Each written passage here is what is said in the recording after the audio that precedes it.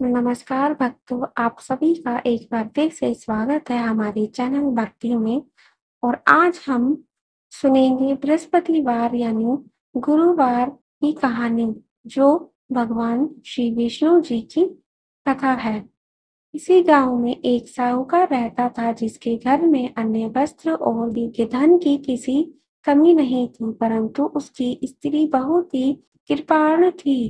किसी भी विक्स आदमी को कुछ भी नहीं देती, सारा दिन भर के कामकाज में लगी रहती। एक समय एक साधु महात्मा बृहस्पतिवार के दिन उसके द्वार पर आए और भिक्षा की रचना की। स्त्री उसे समय घर के आंगन को लीप रही थी। इस कारण साधु महाराज के कहने लगे, महाराज, इस समय तो मैं घर लीप रही हूँ, आपको कुछ नहीं दे सकती, फिर किसी अवकाश समय आना। साधु महात्मा खाली हाथ चले गए। कुछ दिनों के बाद वही साधु महात्मा आए और उसी तरह भिक्षा मांगी।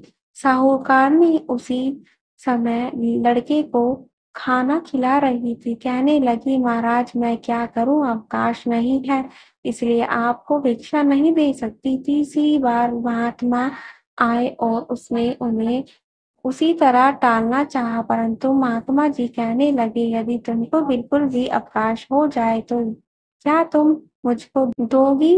साहूकारनी कहने लगी कि हाँ महाराज, यदि ऐसा हो जाए तो आपकी बड़ी कृपा होगी।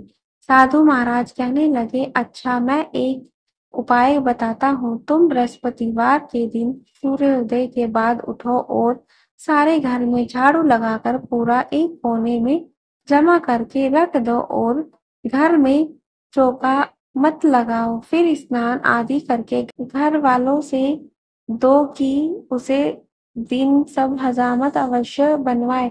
रसोई बनाकर चूल्हे के पीछे रखा करो, सामने कहीं मत रखा करो। साइकिल को अंधेरा होने के बाद दीपक जलाओ तथा बृहस्पति को पीले वस्त्र मत धारण करो, ना ही पीले रंग की चीजों का भोजन करो। यदि ऐसा करोगे तो तुमको घर का कोई काम नहीं करना पड़ेगा।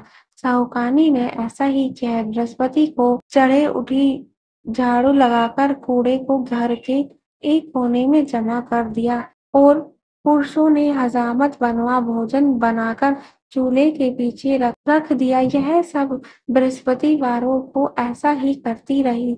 अब उनके बाद उसके घर में खाने के लिए दाना न रहा।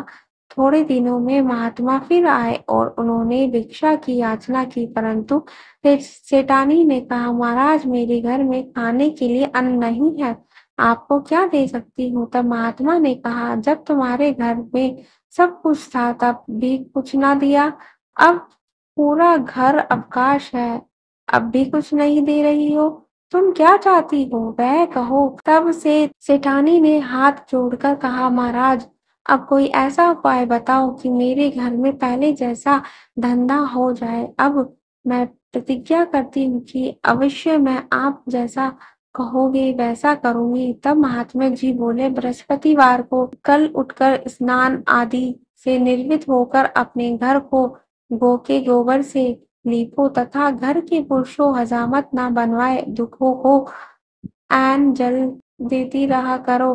ठीक साइकिल दीपक जलाओ। यदि ऐसा करोगी तो तुम्हारी सब मनोकामनाएं भगवान बृहस्पति जी की कृपा से पूर्ण होगी। सेठानी ने ऐसा ही किया और उसके घर में धन धान्य वैसा ही हो गया जैसा पहले था।